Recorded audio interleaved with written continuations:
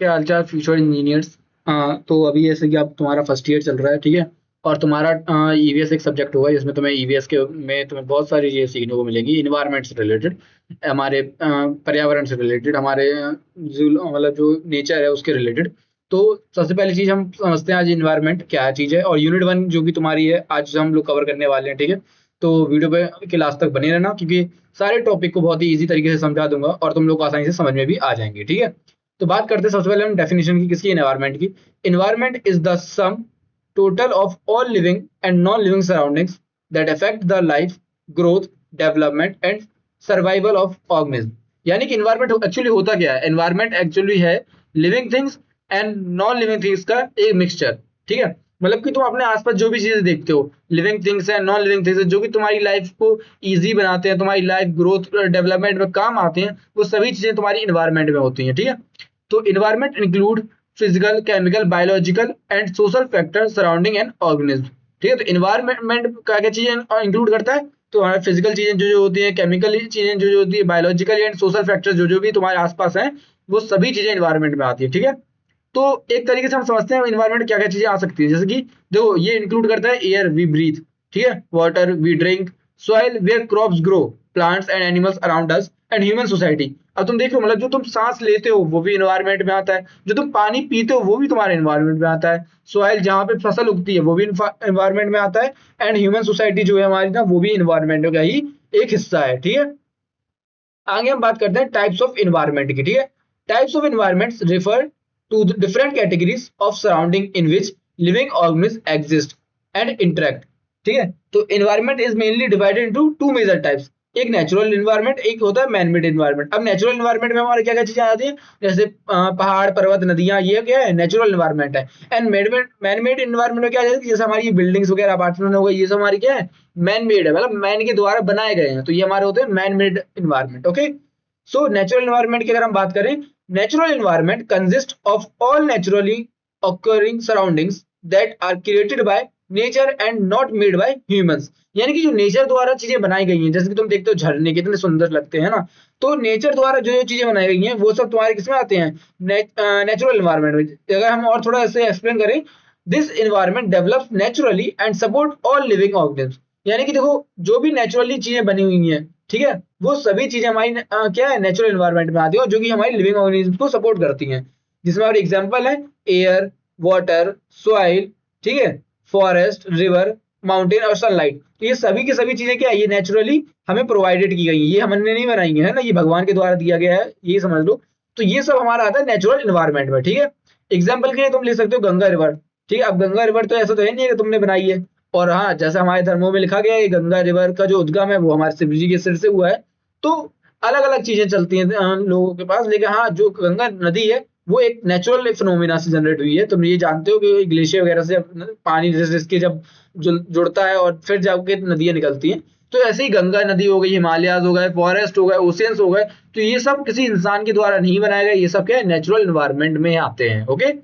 अगर हम इंपॉर्टेंस की बात करें नेचुरल इन्वायरमेंट की, तो देखो ये हमें क्या क्या ऑक्सीजन प्रोवाइड कराता है, वाटर प्रोवाइड कराता है, फूड प्रोवाइड कराता है, ठीक है।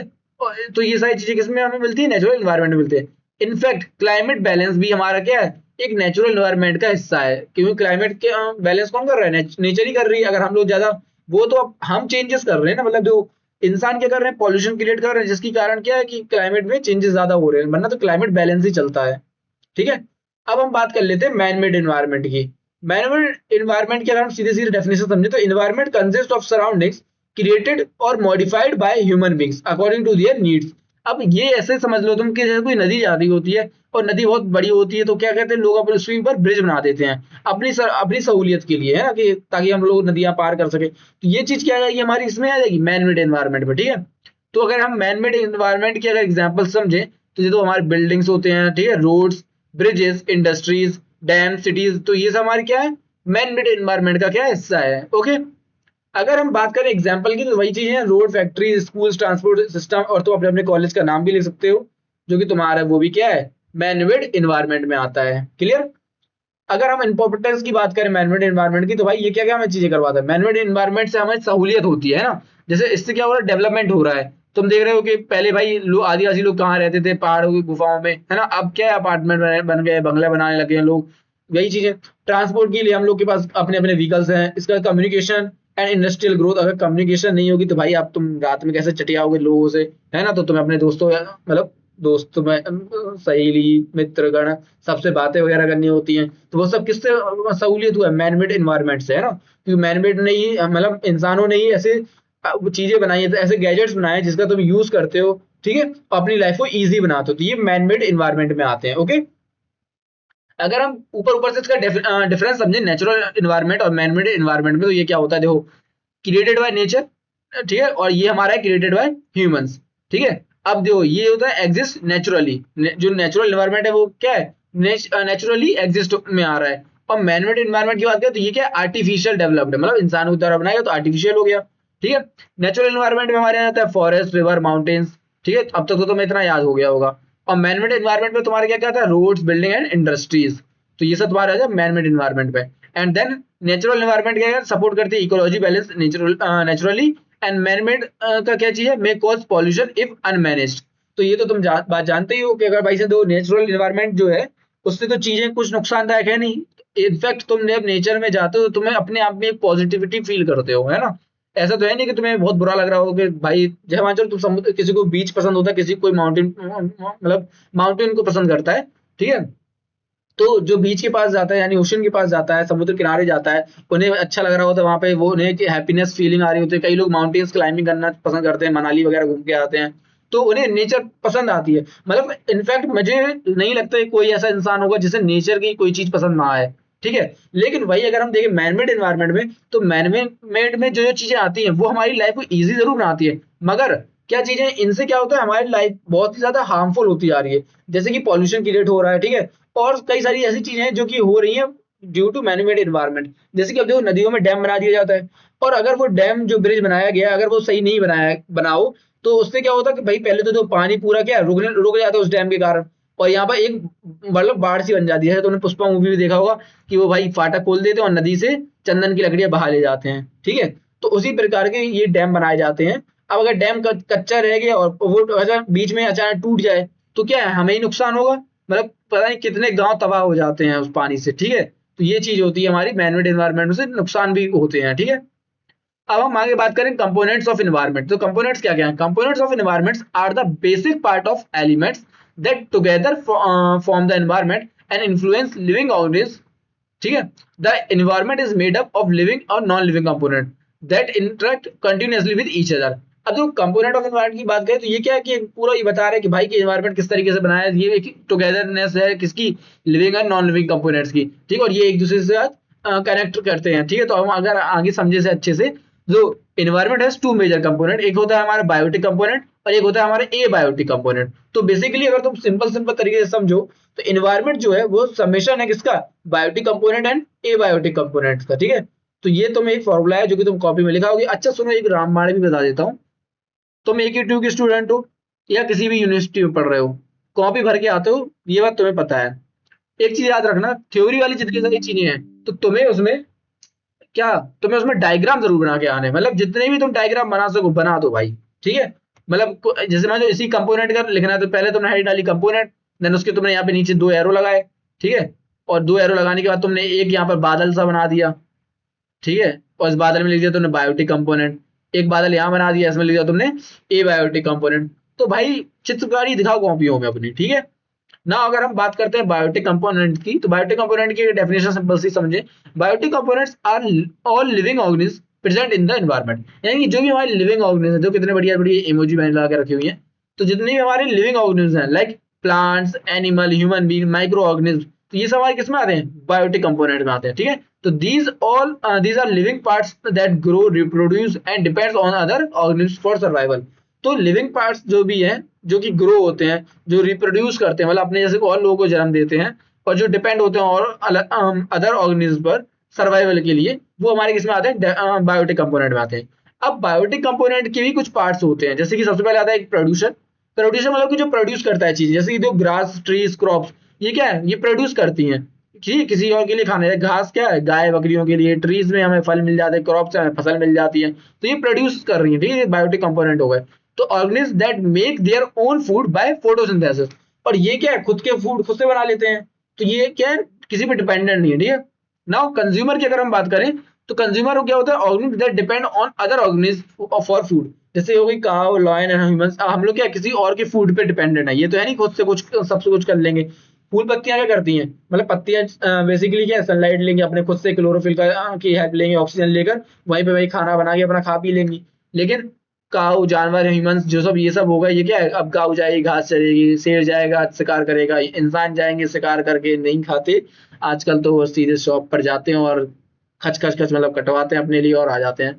खैर तुम अगर वेजिटेरियन तो भाई तो तुम भी तो फसल काट रहे हो, तो फसल भी हम लोग काटते हैं और उसको खाते हैं, मतलब क्रॉप्स को भी काट काट के खाते हैं। तो बेसिकली हम लोग क्या है, किसी पे डिपेंड है, ठीक है। हम लोग खुद प्रोड्यूस नहीं कर रहे हैं, हम लोग दूसरे कंपोनेंट्स, दूसरे जो प्रोड्यूसर है उनका यूज कर रहे हैं, ठीक है। तो हम लोग इसमें आते हैं, कंज्यूमर में आते हैं, ठीक है। नेट फिर दूसरा आता है हमारा decomposers, organism that break down dead organic matter into simple substance. अब देखो प्रोड्यूसर हो गया, कंज्यूमर हो गया, लेकिन अब कुछ छोटे छोटे चीज लोग भी आते हैं जो कि होते हैं हमारे बैक्टीरिया फंगाई। ये क्या करते हैं, जैसे कोई कोई डेड बॉडी है जो जो कि मान चलो कहीं सड़क किनारे कोई डेड बॉडी, मतलब कोई जानवर वगैरह मर जाता है, तो बेसिकली होता क्या है, पहले उसे बड़े बड़े कुत्ते वगैरह आके खाएंगे, ठीक है। कुत्ते जब उसे खा लेते फिर आएंगी बड़ी बड़ी चील कौए वगैरह, ठीक है। जब ये भी उसे खा लेंगे फिर उसकी जो हड्डियां बचेंगी वो थोड़ी डिकम्पोज होने लगेंगी। वो डिकम्पोज कब होंगी, जब उसके फिर लग जाएंगे बैक्टीरिया और फंगाई वगैरह। बेसिकली ये होता है, ठीक है। तो ये वही बता रहा है कि भाई जो छोटे छोटे होते हैं ना बैक्टीरिया फंगाई वगैरह, ये हमारे वो ऑर्गेनिज्म होते हैं जो कि ब्रेक डाउन करते हैं organic matter into simple substance, ठीक है। तो अब इसके लिए तुम डायग्राम बनाना होगा तो बस यही ऐसे बना देना, बायोटिक कंपोनेंट लिखना एंड देन नीचे तीन बादल बना के तीनों के नाम लिख देना, यानी प्रोड्यूसर, कंज्यूमर एंड डिकम्पोजर, ठीक है। तो ये सब बादल के अंदर कर देना, बहुत सुंदर कर देना, ठीक है। अब हम बात करते हैं अपने एबायोटिक कंपोनेंट की। एबायोटिक कंपोनेंट क्या होता है, तो abiotic component are non living physical and chemical factors of the environment. यानी कि ये क्या चीज है, these factors control the survival and growth of living organism. तो बेसिकली ये क्या है कि जो लोग नेचुरल चीजें हैं उनकी ग्रोथ पे काम करते हैं, वो हमारे होते हैं एबायोटिक कंपोनेंट, ओके। बेसिकली इसमें आते हैं हमारे air, soil, water, sunlight, temperature and minerals, ठीक है। तो ये सब चीजें क्या है, हमारी ग्रोथ के लिए इस्तेमाल की जाती हैं। तो बायोटिक कंपोनेंट हमारे ये कंप्लीट हो गए एबायोटिक कंपोनेंट, जो कि हमारी नेचुरल चीजें होती है जो कि हेल्प करती है ऑर्गेनिज्म को बढ़ने में, पनपने में, ठीक है। तो इसमें हमारे क्या था, water, soil, sunlight, temperature, minerals आ जाते हैं, ठीक है। अब अगर हम आगे बात करें इंपॉर्टेंट एबायोटिक फैक्टर की, ठीक है, जिसमें सबसे पहले आता है हमारा एयर। एयर क्या इंपॉर्टेंट है भाई, एयर बहुत इंपॉर्टेंट है, तुम भी जानते हो हम भी जानते हैं। सबसे पहली चीज ऑक्सीजन देती है एंड कार्बन डाइऑक्साइड हमें मतलब पेड़ों को प्रोवाइड करवाती है, ऑक्सीजन हमें प्रोवाइड कराती है, तो एयर हो गई। वाटर नेसेसरी है सबको जीने के लिए। सॉइल सपोर्ट करता है प्लांट ग्रोथ के लिए एंड सनलाइट, विटामिन डी भी तो चाहिए, तो मेन सोर्स है एनर्जी का, ठीक है। एंड अब हम बात कर लेते हैं इनके डिफरेंस के, ठीक है। तो आसानी से डिफरेंस समझ लो। बायोटिक कंपोनेंट में तुम्हारे आ जाते हैं लिविंग थिंग्स, जैसे कि तुम, मैं, जानवर। ए बायोटिक कंपोनेंट्स आते हैं हमारे नॉन लिविंग थिंग्स, एयर, ठीक है, सनलाइट और सॉइल, ये सब। ये हमारी कैन ग्रो एंड रिप्रोड्यूस और can not grow and reproduce. अब लिविंग बायोटिक जो कंपोनेंट है जैसे कि हम, तुम और जानवर, ठीक है। और तो ये क्या करते हैं भाई, ये लोग ग्रो, बढ़ते भी है, पनपते भी है, या तुम भी छोटे थे या बड़े हो गए हो, ठीक है। इसी प्रकार और जानवर भी होते हैं और ये रिप्रोड्यूस भी करते हैं, मतलब कि अपने जैसे कई और लोगों को भी जन्म देते हैं। वही अगर हम एबायोटिक कंपोनेंट की बात करें तो ये इनका क्या सीन है भाई, ये लोग बढ़ते पनपते नहीं है, लेकिन हाँ ये ग्रो हेल्प करते हैं, ग्रो में किसकी, बायोटिक कंपोनेंट की, ओके। ना अगर हम बाहर देखें तो इंक्लूड प्लांट्स एंड एनिमल्स आते हैं हमारे इसमें बायोटिक कंपोनेंट में, और इंक्लूड है इसमें एयर, वाटर, सॉइल, जिसमें एबायोटिक कंपोनेंट में। तो ये हमारा छोटा सा डिफरेंस है जिसमें तुम्हें काफी सारी चीजें क्लियर हो चुकी होगी। अब हम आगे बढ़ते हैं और बात करते हैं रिलेशनशिप बिटवीन बोथ कंपोनेंट। अब डिफरेंस तो समझ में आ गया, लेकिन कनेक्शन भी दो कोई, तो हाँ कनेक्शन है। Biotic and abiotic component are interdependent, जैसे कि plants need sunlight, water and soil, though our animals depend on the plants for food। अब बेसिकली हो क्या रहा है, मैं तुम्हें जो बताया था, एबायोटिक कंपोनेंट हेल्प करते हैं बायोटिक कंपोनेंट को पनपने के लिए, जिंदा रहने के लिए, उन्हें ग्रोथ करने के लिए, ठीक है। और इनका जो डायग्राम है वो तुम इसी प्रकार बनाओगे, बादल बादल वाली चीजें ही है, एक बादल ये रहा, एक बादल ये रहा, ठीक है। तुम्हारे कंपोनेंट ऑफ एनवायरनमेंट कंप्लीट हो जाएगा, ठीक है। और अगर कोई और डायग्राम तुम्हारे दिमाग में आ रहा है या फिर तुम खुद इंटरनेट से सर्च करके देखना चाहो तो देख सकते हो, मैं मना नहीं करूंगा, ठीक है। आगे अगर हम बात करते हैं सेगमेंट्स ऑफ एनवायरनमेंट की, तो segments of environment are the major division of the earth that together support life and environmental process, ठीक है। तो ये क्या है, बेसिकली क्या डिवीजन है जो कि सपोर्ट करता है सपोर्ट लाइफ को और एनवायरमेंटल प्रोसेस को, ठीक है। The environment is divided into different natural segment based on air, water, land and life. तो एनवायरमेंट क्या है, अलग तरीके से बांट दी गई है भाई, लैंड अलग है, वाटर अलग है, लाइफ अलग है, वही चीज हमारी है क्या, सेगमेंट है किसके, एनवायरमेंट के। तो जो मतलब इसके जो 4 मेन सेगमेंट्स है वो कौन कौन से हमारे, एक होता है हमारा एटमॉस्फेयर जो कि एयर संभालता है, एक होता है हाइड्रोस्फीयर जो पानी संभालता है, एक होता है लिथोस्फीयर जो जमीन संभालता है, और एक होता है बायोस्फीयर जो कि हमें संभालता है, ठीक है। तो अगर हम सिंपल डायग्राम देखें तो ये डायग्राम ये रहेगा, या तो मैं बनाना हो तो एक गोला यहाँ बना देना, ठीक है, एक गोला ऐसा बना देना इधर पे, और एक गोला यहाँ बना देना, ठीक है। अब तुम्हारे एक हो जाएगा एटमॉस्फेयर, ठीक है, एक हो जाएगा तुम्हारा हाइड्रोस्फीयर, एक हो जाएगा तुम्हारा लिथोस्फीयर, और ये बीच में तुम्हारा पार्ट हो जाएगा किसका, बायोस्फीयर का, ठीक है। और ये डायग्राम तुम्हें इंटरनेट पे भी मिल जाएगा, आसानी से देख लेना, और अगर नहीं मिलेगा तो बताना मुझे, मैं तुम्हें वो सब भी डायग्राम की प्रैक्टिस भी करवा दूंगा, इसलिए फिक्र मत करो कुछ भी, ठीक है, क्योंकि पास होना तुम्हें पता ही कैसे करना है। ओके, तो हम बात करते हैं एटमॉस्फेयर की। एटमॉस्फेयर क्या होता है, atmosphere is the layer of gases surrounding the earth. अब एटमॉस्फेयर गैसेस को की एक लेयर, अब गैस में एलपीजी गैस मत लिख देना, एक्चुअली जैसे नाइट्रोजन, ऑक्सीजन, कार्बन डाइऑक्साइड, ये और ऐसी और तमाम गैसेस हैं, ये सब की जो लेयर होती है अपने नीचे मतलब हवा में, वही बता रहा है ये, ठीक है। तो एटमॉस्फेयर बेसिकली यही है, ठीक है। अगर हम आगे देखें इंपॉर्टेंस क्या है इसकी, प्रोवाइड ऑक्सीजन फॉर ब्रीथ, ठीक है, protect earth from harmful solar radiation and help in weather and climate formation. तो भैया हमें सांस लेने के लिए मदद करता है, दूसरी चीज हमें ये बचाता है सोलर रेडिएशन, जो हार्मफुल सोलर रेडिएशन होता है उससे, और तीसरी चीज हमारा वेदर क्लाइमेट को अच्छा बनाता है, उसकी फॉर्मेशन करता है क्लाइमेट वेदर की, ताकि बारिश हो सके, ठीक है। तो यही चीजें हैं, एग्जाम्पल में हमारा आता है इसमें क्लाउड्स, विंड, रेनफॉल और occur in atmosphere. Atmosphere simply जो है हवा वाली चीजें हैं, ठीक है, तो हवा में तो मैं जो जो दिख रहा है वो एटमॉस्फेयर है। ओके, ना हम बात करते हैं हाइड्रोस्फेयर, जो कि तुम्हारा है पानी, पानी बिना कटे ना जिंदगी, ठीक है। तो hydrosphere includes all forms of water present on earth, ठीक है। इसके बाद आता है it cover about 71% of the earth surface. अब अर्थ के सरफेस पे 71% पानी तो है, पानी तो है, लेकिन सारा पानी पीने योग्य है, नहीं है, ये बात तुम भी जानते हो, नहीं जानते हो तो जान लो।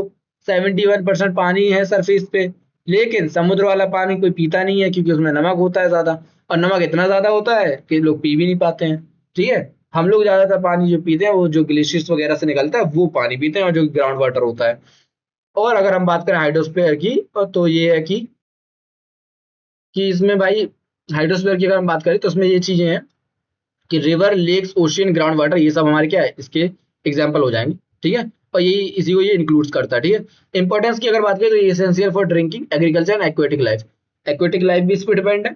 इसके बाद एक्वेटिक लाइफ मतलब कि तुम्हारी मछलियां, कछुए, मगरमच्छ, ये सब एक्वेटिक लाइफ, समुद्री जानवर, ठीक है। एग्रीकल्चर, फसलें, ठीक है, भाई बारिश नहीं होती है, पानी नहीं मिलता है नहर में तो फसल सूख जाती है। और एसेंशियल फॉर ड्रिंक, अब अगर पानी को पीने को ही नहीं मिलेगा तो तुम भी सूख जाओगे, है ना, तो वही चीजें। आगे हम बात करते हैं लिथोस्फीयर की। लिथोस्फीयर क्या होता है, lithosphere is the outer solid crust of the earth made of rocks, soil and minerals. Lithosphere यानी कि जमीन जहां तुम बैठते हो, मतलब तुम तो टेबल चेयर पे बैठने लगे हो आजकल के लोग हो ना, जेंजी, जेंजी क्या मतलब, हाँ भाई अपन नहीं बैठ रहे जमीन पे, अब मैं बता रहा हूँ जमीन की बात है, मतलब आदिवासी लोग बैठते थे जहाँ पे, ठीक है। हम भी कभी कभी बैठ जाते हैं भाई, जब टीचर बाहर निकाल देता है उसका काम पूरा नहीं होता है। अभी कुछ ही दिन पहले हमने देखा हमारे जूनियर्स को सर ने बाहर बैठा दिया क्योंकि उनका काम पूरा नहीं था। खैर, एज अ सीनियर मुझे कुछ कुछ उनसे लेना देना नहीं है, तो बस छोड़ो। हाँ, तो बात करते हैं हम लोग, नहीं लेना देना कैसे नहीं है, तुम तो जूनियर्स हो ना भाई, पढ़ो अच्छे से, ठीक है। इसके बाद हम बात करते हैं जमीन की। तो जमीन में देखो क्या चीजें होती हैं, रॉक्स होते हैं, सॉइल होते हैं, मिनरल्स होते हैं, तो ये सभी चीजें हमारी क्या है, लिथोस्फीयर का पार्ट है, ठीक है। तो it is the land part of the earth where plants grow and humans live, ठीक है। तो यहाँ पर हमारी फसलें वगैरह भी उगती हैं और इंसान यहाँ पर रहते हैं जमीन पे, तो ये चीज हमारी लिथोस्फीयर में आती है। ये इंक्लूड करता क्या, mountain, soils, rocks and minerals, तो ये सारी चीजें किसमें आती हैं, लिथोस्फीयर में आती हैं। इसमें एग्जांपल तुम्हारा आ जाएगा हिमालयाज, ठीक है, तुम प्लेट्यूज वगैरह भी ले सकते हो, वो भी लिथोस्फीयर का हिस्सा होते हैं, ठीक है। इंपॉर्टेंस की अगर हम बात करें तो ये प्रोवाइड करते हैं land for agriculture, sources for minerals, ठीक है, और सपोर्ट फॉर कंस्ट्रक्शन।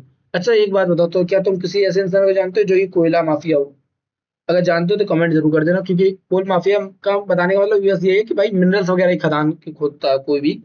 हाँ तो देखना, इंडिया में तो माफी है, बाकी बिजनेसमैन भी हैं, उन्हीं को माफिया कहते हैं, ठीक है, क्योंकि यूपी में ऐसा चलता है। आगे बात करते हैं हम लोग बायोस्फीयर की।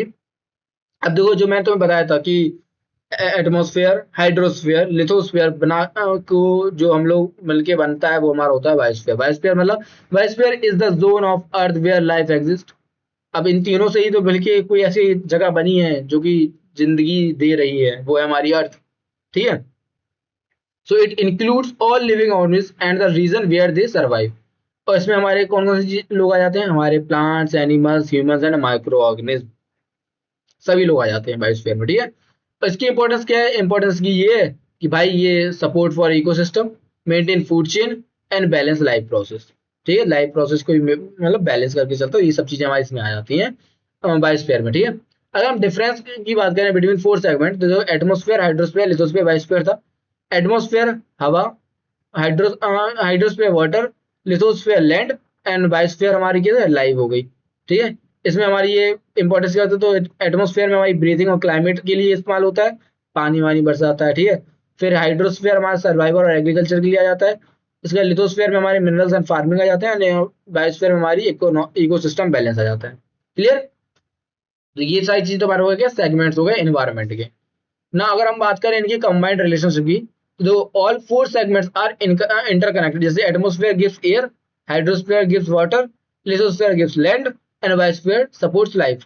तो तुम्हें अगर याद करना है तो भाई ये तो एक ट्रिक है, और तुम डायग्राम बनाना तो ये सारी चीजें मेंशन कर देना कि भाई एटमोस्फेयर है, एटमोस्फेयर एयर के लिए होता है, हाइड्रोस्फीयर वाटर के लिए होता है, लिथोस्फीयर लैंड के लिए होता है, बायोस्फीयर लाइफ के लिए होता है, ठीक है। याद कर लेना, वीडियो को पूरा देखना ताकि भर के आओ कॉपी।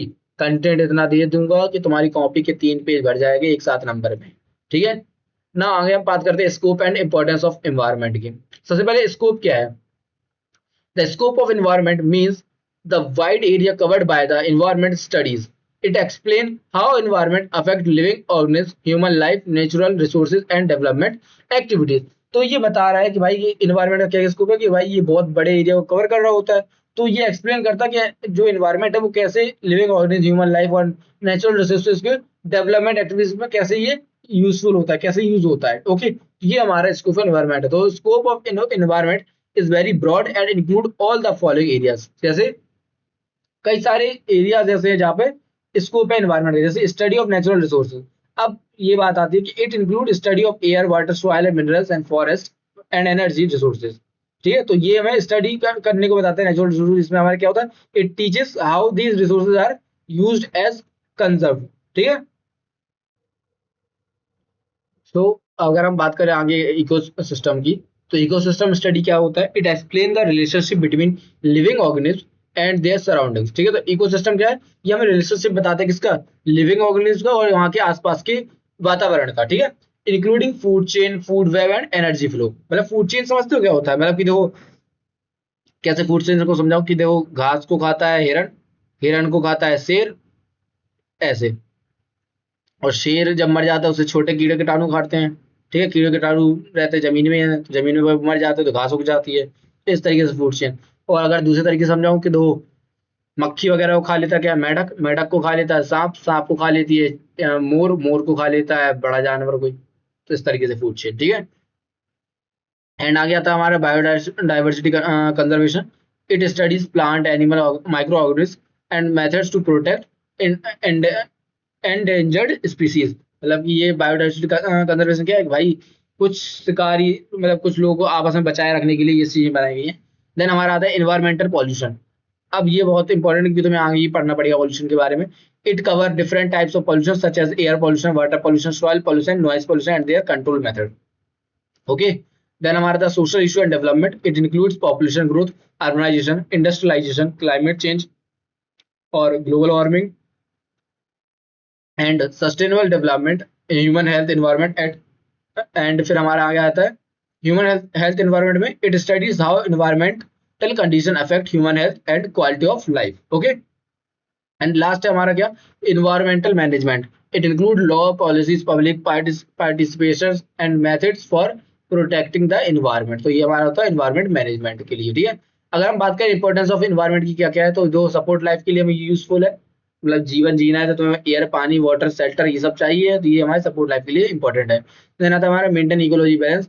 अब इकोलॉजी बैलेंस को भी ये मेंटेन करके रखता है, नेचुरल साइकिल को बैलेंस करके रखता है, तो इसलिए हमारा मेंटेन इकोलॉजी को भी इन्वायरमेंट हेल्पफुल है। देन हमारा आता है source of natural resources. Environment provides raw material for agriculture, industries and daily life. तो नेचुरल रिसोर्सेज प्रोवाइड कराता है हमारा इन्वायरमेंट। देन फिर आता है रेगुलेट्स क्लाइमेट। अब क्लाइमेट को भी मेंटेन करके रखता है इन्वायरमेंट, ठीक है। Protect human health. आपको कोई इंसान की बीमारी वगैरह हो जाती है, वो भी इंप्रूव किससे होती है, क्वालिटी ऑफ लाइफ वगैरह, जब तुम्हें एयर क्लीन एनवायरनमेंट मिले। Okay. Economic development, agriculture, industry, transport and energy all depend on the environmental resources. Okay. फिर आता है हमारा future sustainability. Protecting environment ensure resources remain available for future generation. तो future sustainability में क्या है भाई, जो आगे की जनरेशन आने वाली उनके लिए भी कुछ एनवायरमेंट बचा रहने दो, ठीक है, ये चीज है। देन आगे हम बात करें तो नीड फॉर पब्लिक अवेयरनेस और इन्वायरमेंट की।